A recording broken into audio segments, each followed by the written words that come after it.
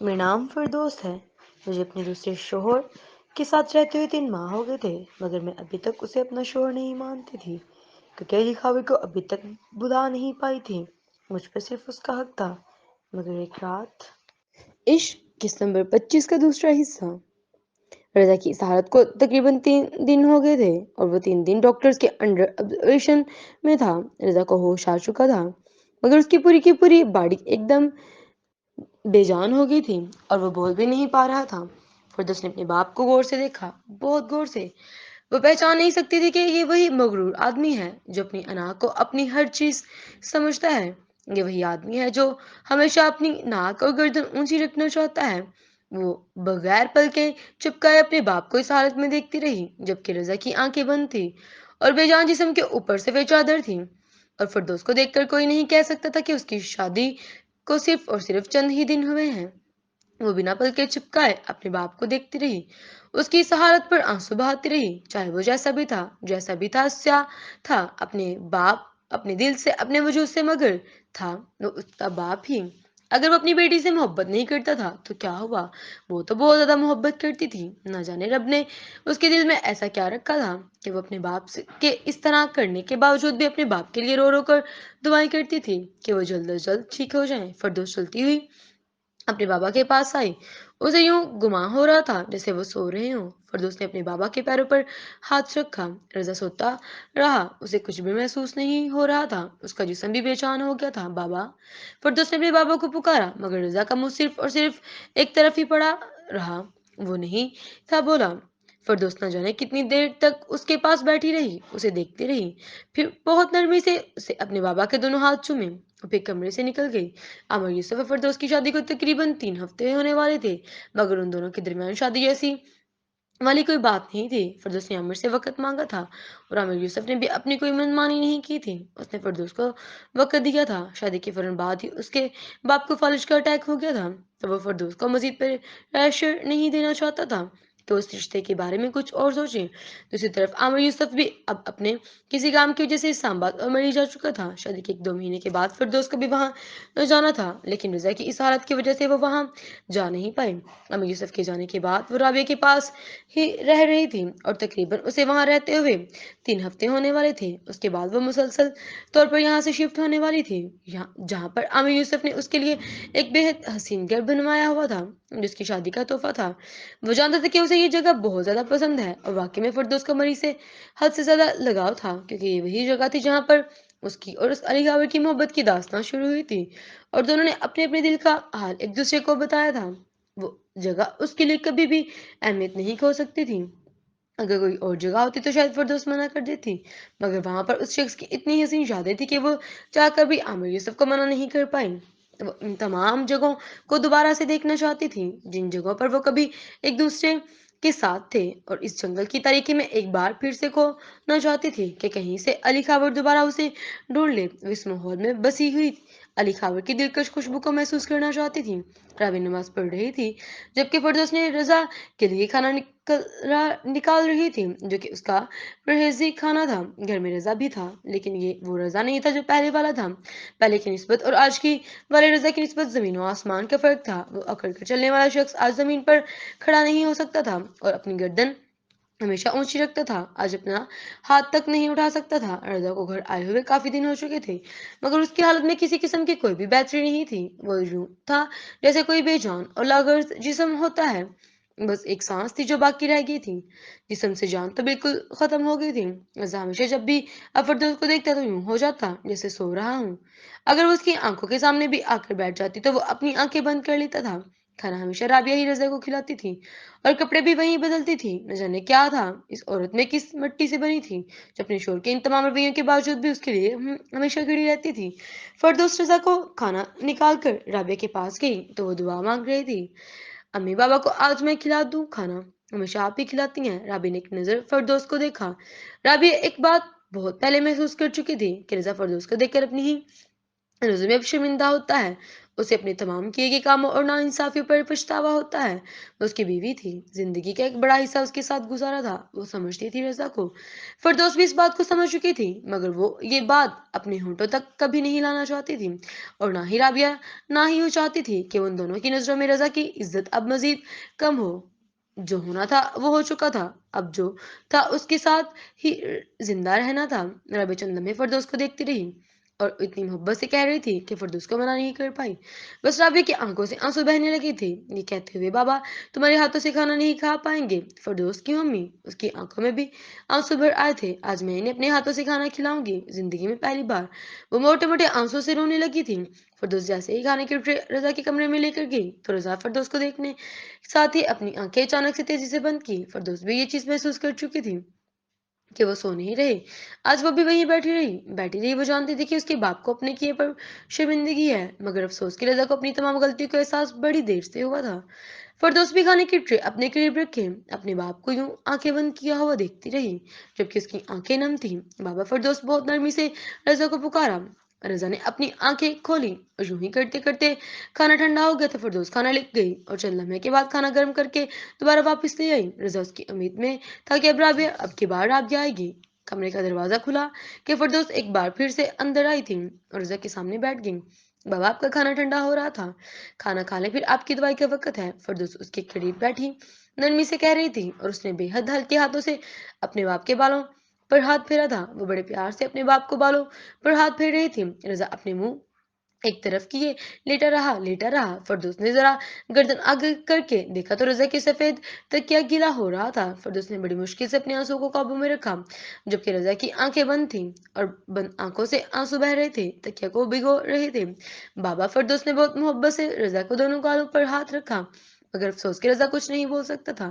فردوس نے بے حد آہستہ سے اپنے باپ کو دونوں گیلی آنکھیں صاف کی، رونے کی وجہ سے اس کے منہ سے رال ٹپک رہی تھی۔ فردوس نے اپنے دوپٹے کے کنارے سے آہستہ سے اس کا چہرہ صاف کیا تو وہ اور زیادہ رونے لگا۔ اب کی بار فردوس برداشت نہیں ہوا، وہ کسی چھوٹے سے بچے کی طرح اپنے باپ کے سینے سے لگ کر رونے لگی، یوں جیسے کوئی چھوٹا بچہ چیخے مار مار کر روتا ہے۔ رضا کے پاس کہنے کو بہت کچھ تھا، مگر اس کی اس زبان کسی کام کی نہیں رہی تھی۔ وہ اس قدر بد نصیب تھا کہ یہ بھی نہیں کہہ سکتا تھا کہ میری بیٹی مجھے معاف کر دو۔ فردوس کے پاس بھی کہنے کو بہت کچھ تھا، مگر اپنے باپ کے سینے سے لگنے کے بعد وہ ہر چیز بھول گئی تھی۔ بس وہ دونوں باپ بیٹی ایک دوسرے سے لپٹ کر روتے رہے، جب تک کہ فردوس رضا کے بے جان جسم کو اپنے ہاتھوں میں سمیٹ کے کسی معصوم سے بچے کی طرح اپنے باپ کے سینے سے لگی روتی رہی تھی۔ رابعہ کمرے کے باہر کھڑی ان دونوں کو روتا ہوا دیکھ رہی تھی۔ رضا کا دل چاہ رہا تھا کہ وہ فردوس کا ماتھا چوم لے اور اس کے سر پر ہاتھ رکھے، مگر اب بہت دیر ہو چکی تھی۔ ساری زندگی اس کی وہاد اولاد، اس کی اکلوتی بیٹی اس کی محبت کے لیے ترستی رہی، اور جب آج وہ اپنی بیٹی کو چھونا چاہتا تھا، اس سے محبت کرنا چاہتا تھا، تو آج وہ اپنی اولاد کے لیے کچھ نہیں کر سکتا تھا، اپنی اولاد کے لیے کچھ بول بھی نہیں سکتا تھا، اپنی اولاد کے سر پر ہاتھ نہیں پھیر سکتا تھا۔ اللہ تعالیٰ نے رضا کے لیے شاید یہی سزا منتخب کی تھی جو آج اسے مل رہی تھی۔ اللہ تعالیٰ نے رضا کی رسی ڈھیلی چھوڑی تھی، اور جب وقت آنے پر اس کی رسی کو کھینچا تھا تو وہ منہ کے بل زمین پر جا گرا تھا۔ اس کی ساری انا، اس کی ساری زندگی، اس کی اونچی لمبی ناک، اس کی لمبی گردن، ہر چیز خاک میں جا ملی تھی۔ بے شک غرور کرنے والوں کا انجام یہی ہوتا ہے، ان لوگوں کا انجام اسی طریقے سے ہوتا ہے جو دوسروں کی زندگیوں کے اوپر، دوسروں کی خوشیوں کے اوپر صرف اور صرف اپنی منمانی کرنا چاہتے ہیں۔ رضا کے اندر حد سے زیادہ میں تھی، اور جن چیزوں کے درمیان میں آ جاتی ہے تو پھر میں کے آنے کے بعد وہ اپنے ساتھ کسی اور کو رہنے کے لیے اجازت نہیں دیتی۔ 2 مہینے بعد نیلے شیشے سے بنے ریسٹورانٹ کا ماحول بے حد حسین تھا اور دلکش تھا۔ ایسے میں ڈاکٹر عامر یوسف سامنے والی کرسی پر بیٹھا ہوا تھا، جبکہ اس کے بالکل سامنے سیاہ رنگ کی شرٹ پہنے ہوئے ایک لمبا سا لڑکا تھا۔ چہرہ خوبصورت اور آنکھیں پرکشش تھی، مگر آنکھوں میں گہری اداسی کے اندھیرے چھائے ہوئے تھے۔ دونوں کے چہروں پر مسکراہٹ تھی، مگر اس لمبے لڑکے کے چہرے پر اداسی بھی تھی۔ تم بالکل بھی دل سے نہیں ہنستے، ایک کے دل سے کیسے ہنستے ہیں؟ سامنے بیٹھے لمبے اور پرکشش لڑکے نے ڈاکٹر عامر کی آنکھوں میں دیکھتے ہوئے کہا، تمہاری آنکھیں نہیں ہنستی، تمہاری ساتھ بہت اداسی ہے ان میں، تمہیں تو ہر چیز معلوم ہے، پھر یہ کیوں کہہ رہے ہو ڈاکٹر؟ میں بس یہ چاہتا ہوں کہ تم خوش رہو اور آگے بڑھ جاؤ۔ تمہیں میری رپورٹس دیکھ کر اندازہ نہیں ہو رہا کہ میں آگے بڑھ تو ہی گیا ہوں؟ اپنی بات پر وہ لمبا پرکشش لڑکا زور سے ہنسا تھا۔ تمہاری رپورٹس اتنی بری نہیں ہے یار، डॉक्टर आमिर ने कहा, कोई बात नहीं, अगर बुरी नहीं है तो बुरी हो जाएगी इंशाल्लाह। लड़के ने जवाब दिया, क्या बेवकूफ़ी की बातें करते हो? कि तुम्हें मैंने कितनी बार बोला है कि इस तरह की बातें मत किया करो यार। अच्छा सोचो कि हो तो अच्छा ही होगा डॉक्टर। कुछ वक़्त पहले मैंने अच्छा सोचा था डॉक्टर, मगर कुछ भी अच्छा नहीं हुआ। तब उस चीज़ के ऊपर से मेरा भरोसा उठ गया है। तुम अपने एक खराब एक्सपीरियंस की वजह से ये नहीं कह सकते। अपने आप को देखो, कितने ज़्यादा कामयाब हो तुम, इतने हार्ड वर्किंग और इतने ज़्यादा टैलेंटेड हो, लेकिन बस तुम में एक ही बुराई है, तुम अपने पास को नहीं भुला पाते, जबकि वो तुम्हारे लिए बहुत ज़्यादा तकलीफ़देह है। मेरा वो गुज़रा हुआ कल इंतहाई हसीन है डॉक्टर, मैं आज भी उसमें जी रहा हूँ। ठीक है, मैंने तुम्हारी बात मान ली कि वो गुज़रा हुआ कल तुम्हारे लिए बहुत हसीन था, लेकिन इस गुज़रे हुए कल में तुम्हारी बेहद तकलीफ़देह यादें मौजूद हैं, जिनमें तुम आज तक जी रहे हो। क्या तुम इस लड़की को भूल नहीं सकते? आज तक तुमने मुझे उसका नाम नहीं बताया, जबकि मैं और तुम बहुत कम वक़्त में एक अच्छे दोस्त बन गए हैं। इतने कि एक-दूसरे से हर चीज़ शेयर करते हैं, सिवाय इस लड़की के नाम के। मुझे छोड़ो, ये बताओ कि तुम्हारी बीवी को घर कैसा लगा? यार, क्या बताऊँ, तुम्हारा दिमाग इतना शानदार है, इस कदर हँसी तरीके से तुम घर डिज़ाइन करते हो कि दाद देनी पड़ेगी। तुम्हारी यूँ ही तो नहीं, नोटों में नहीं खेल रहे हो ना? डॉक्टर ने आमिर की बात पर सामने बैठा लड़का हँस पड़ा। तुम्हारी मोहब्बत की कहानी सुनकर मुझे हमेशा बड़ा अफ़सोस होता है कि डॉक्टर आमिर ने कहा, मगर तुम्हारी मोहब्बत तुम्हारे कितने पास है, तुम्हारे घर में बहुत खुशनसीब हो तुम। आमिर आमिर की इस बात पर आयशा से हंसा उदासी से। तुमने आज तक मुझे उस लड़की का नहीं बताया, और ना ही उसके जालिम बाप का, जिसने तुम्हारे साथ ये सब कुछ किया। क्या कभी मैंने तुमसे तुम्हारी बीवी का नाम पूछा? वो तो तुम उस डर से नहीं पूछते कि कहीं वो नाम तुम दोबारा से ना सुन लो किसी और के मुंह से, और जो तुम्हारे दिल में बसता है। और ना तुम मुझे कभी बताया उस लड़की का नाम। अच्छा ये बताओ, मेरे घर कब आ रहे हो तुम? तुम्हारी और मेरी दोस्ती को न जाने कितना वक़्त हो चुका है, लेकिन अब से कोई बेशर्म इंसान हो कि मेरे घर आने का नाम ही नहीं लेते। पता नहीं तुम्हें मेरे घर से आने से क्या मसला है? मुझे तुम्हारे घर आने से कोई मसला नहीं। मैं बस मसरूफ़ होता हूँ इस वजह से, और तुम अपनी मसरूफ़ियत में अपने आप को हद से ज़्यादा नज़रअंदाज कर रहे हो।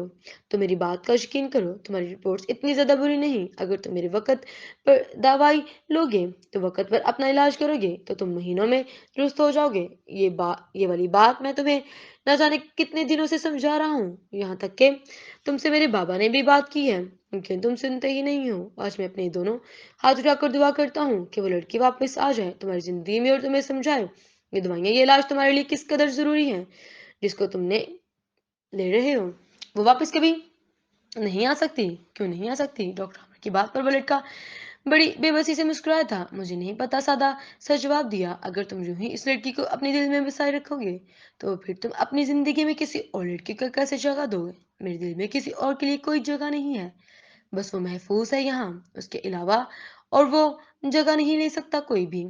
चाहे कोई लड़की अपने माथे पर चांद भी सजाकर आ जाए ना, तो उसकी जगह नहीं ले सकती।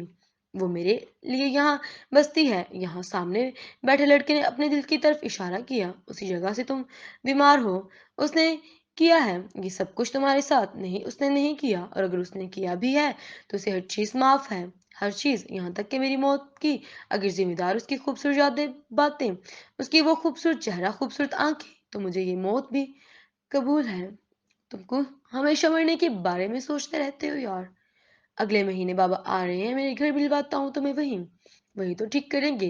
अगले महीने तुम अगले महीने अगर तुम नहीं आए तो भूल जाना मेरी दोस्ती को। और हाँ, साथ ही साथ तुम्हें ये बात बतानी है कि मेरा बहुत अच्छा दोस्त है अमेरिका में, और जिस मर्ज में तुम गिरफ्तार हो, इस मर्ज का इलाज बड़ी महारत से कर सकता है। तुम जरूर जाओगे उसके पास, बल्कि मैं तुम्हें खुद लेकर जाऊंगा अमेरिका अपने साथ। तुम अगर छोड़ दिया तो करवा लिया तुमने अपना इलाज और ठीक हो गए तुम, मुझे ठीक नहीं होना। बकवास बंद करो अपनी, और अगले महीने मेरे घर पहुंचो। तुम्हें बाबा से भी मिलवाना है, और अपनी बीवी से भी। इश्क का इलाज मर्ज है। सामने बैठे दोस्त आंखों वाले लड़के ने बड़ी बेबसी से कहा, और मेरी दुआ है कि वो तुम्हें वापस मिल जाए। अच्छा ये बताओ, अगर वो जिंदगी के किसी मोड़ पर तुम्हें मिल जाती है, तो फिर क्या करोगे तुम? क्या वो तुम्हें इस हाल में देखकर खुश होगी? बताओ मुझे। अगर उसे पता चल जाए कि मैं इस हाल में हूँ, तो फिर वो चाहे दुनिया के किसी भी कोने में हो, किसी भी कोने में दौड़ कर मेरे पास चली आएगी। तुम दोनों की मोहब्बत वाकई में बड़ी मुश्किल रही है यार। तुम्हारा इश्क हासिल होकर भी ला हासिल रहा है, लेकिन तुम्हारी मोहब्बत तो बड़ी आसान है। جیسے بچپن سے چاہا اس سے شادی بھی ہو گئی۔ سامنے بیٹھے لڑکے کی بات پر ڈاکٹر عامر بے بسی سے اور اداسی سے مسکرایا۔ صرف شادی ہوئی ہے اور کچھ نہیں، اور ویسے بھی وہ میری محبت ہے، اور میں اس کو کبھی فورس نہیں کیا کہ وہ مجھ سے محبت کرے۔ اس نے مجھ سے وقت مانگا ہے اور میں آج تک دے رہا ہوں، بغیر کوئی شکایت کیے، بغیر کوئی حد پار کیے۔ بہت بڑی بات ہے، ڈاکٹر جاری ہے۔